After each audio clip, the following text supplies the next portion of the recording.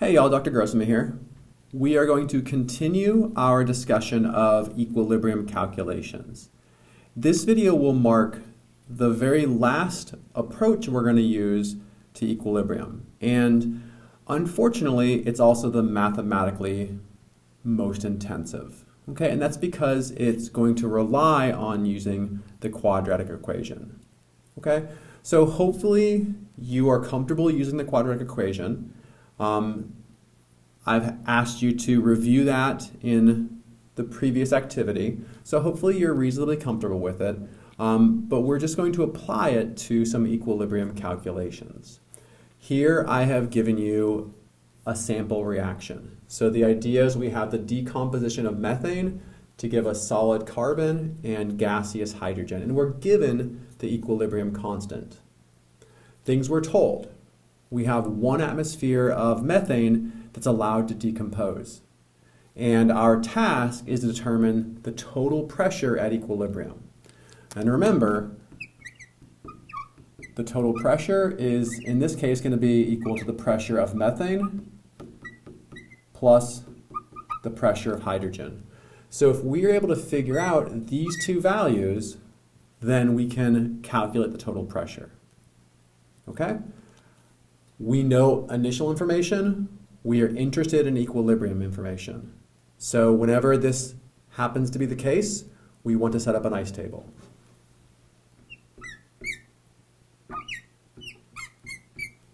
So in this case, we know that we have 1 atmosphere of methane. We don't care about carbon, it's a solid. And we don't have any hydrogen before decomposition happens. Our change is minus x and plus 2x. So at equilibrium, we have 1 minus x and we have 2x. So up to this point, everything should look familiar. If we can figure out what x is, we can figure out the equilibrium pressure of methane, the equilibrium pressure of hydrogen, and then that will allow us to figure out the equilibrium pressure, the total equilibrium pressure. Okay? But we don't have a simple way of figuring out x. In the past, we've seen 2 types of cases. One is if we're explicitly given information about an equilibrium amount. So if we were told the equilibrium pressure of hydrogen, we could solve for x. We've also seen an example where we're told P total, which allows us to solve for x. In this case, we're not given any information about equilibrium, but we are given our equilibrium constant. Okay, and remember, our equilibrium constant is equal to the pressure of hydrogen squared divided by the pressure of methane. Okay, we know this value is 10. So when we know the equilibrium constant and we're not told information about equilibrium, the only approach is to plug these x terms into the equilibrium expression, rearrange it, and hope that we can solve for x. Okay, so let's go ahead and do that. 10, our equilibrium constant, equals the pressure of hydrogen squared, so 2x squared, divided by the pressure of methane. In this case, the pressure of methane is 1 minus x.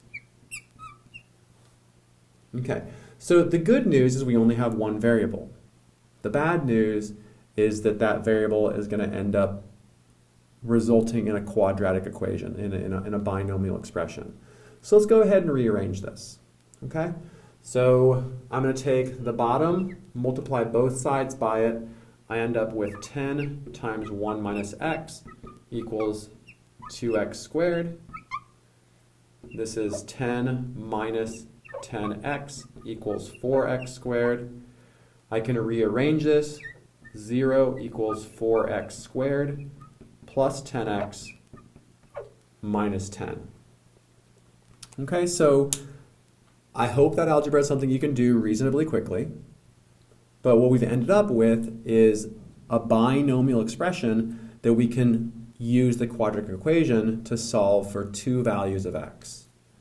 Okay, in this case, our a value is 4, our b value is 10, and our c value is negative 10.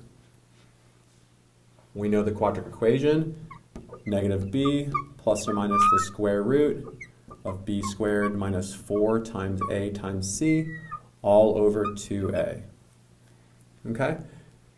And we're going to go ahead and work through both the plus and the minus.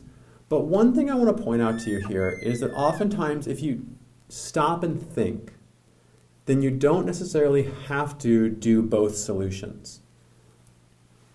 The square root of anything needs to be a positive number. Okay? So this term right here under the square root, it has to be a positive number. So if I take a negative number, negative b, minus a positive number, this is going to yield a negative value.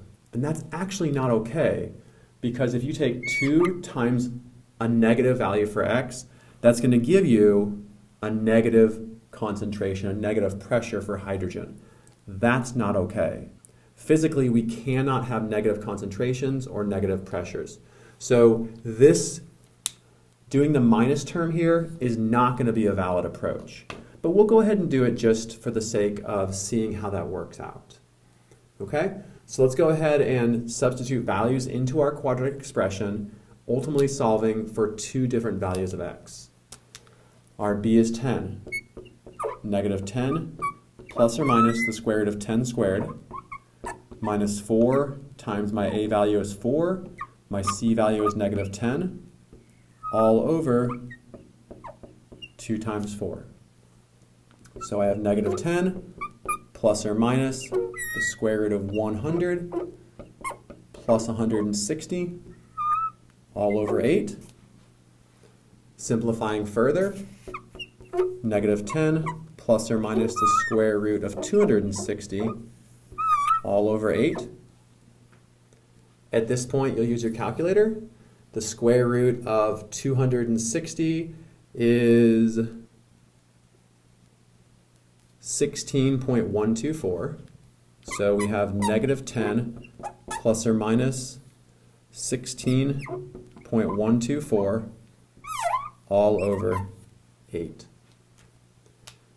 Okay, so if you go ahead and do the positive form of this, right, so negative 10 plus 16.24 divided by 8, you end up with a value of 0.7655. So x can be equal to 0.7655. That's using the positive form of this. If you use the negative form of it, you end up with x being equal to negative 3.265. Okay, so as I mentioned before, in this case, only one of these values is going to be physically possible. We cannot have negative concentrations at any place in our ice table. We can have negative changes, but we can't have negative concentrations. So this x value of negative 3.2 plugged in our ice table here would give us negative 6 point something. That's not okay. We can't have negative values in a concentration or pressure term. So this is not physically possible. This is the proper solution. Okay, and that's one thing to keep in mind as you're working through this stuff, is that when you solve for both of your x terms using the quadratic equation, you'll end up with 2 values of x. Only one of them is physically possible. So go back, plug values in, and you'll always see that one of your x terms gives you a negative concentration or a negative pressure. That can't happen.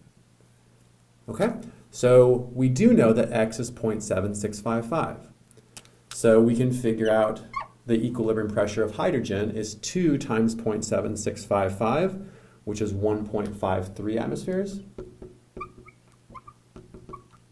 And 1 minus x is the equilibrium pressure of methane, and 1 minus x is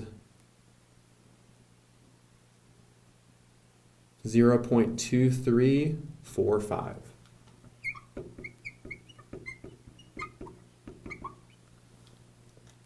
Okay, so our x value is 0.7655, 1 minus that is 0.2345, 2 times x is 1.53. Okay, those both come from the x that we determined through the quadratic equation. Now, our goal is to figure out the total pressure. We now know that the equilibrium pressure of hydrogen is 1.53 atmospheres. The equilibrium pressure of methane is 0.2345. Add them up to get your total pressure. That is 1.766 atmospheres. Okay, so just like every other equilibrium problem we've seen so far, it's a matter of taking your time, writing out your ice table, thinking about where you're starting and where you're going. Once you figure out where you're going, you can think about how to get there. It's always going to boil down to your ice table in some way. Okay? In this case, to figure out x, we needed to know, we needed to use the quadratic equation to figure out x. Okay? In the next video, I'm going to give you one more example of how to do this, and then you'll be released to try it yourself.